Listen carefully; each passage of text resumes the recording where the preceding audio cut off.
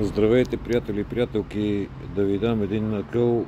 Сутрин, като се събудите, не дейте на първите 30 секунди да търсите телефона и да гледате какво имате като съобщения, меседжис, нахрихтен и така нататък. Оставете телефона поне за 20 минути след като сте се събудили. Измийте си зъбите, направете си сутрешния тоалет, протегнете се, направете си едно кафе и докато пиете кафето, ако се чуете кое е по-важно, чашата с кафе и течността вътре или телефона, кафето ви е по-важно. Имате право да бъдете с кафето си и да не сте мислено на разположение на всички, които са решили да ви пишат нещо.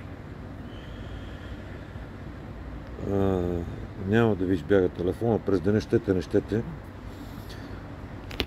ще сте с него. Много се така коментира как хората са били пристрастили към телефоните, как се зомбирали, децата особено, младежите.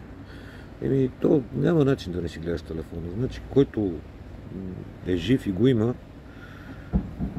по принцип гледа това, което е в ръцете и пред очите му. Нали? Телефона по цял ден ни е в ръцете и пред очите. Нормално е да го гледам.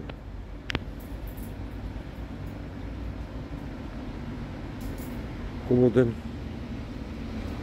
До нови срещи.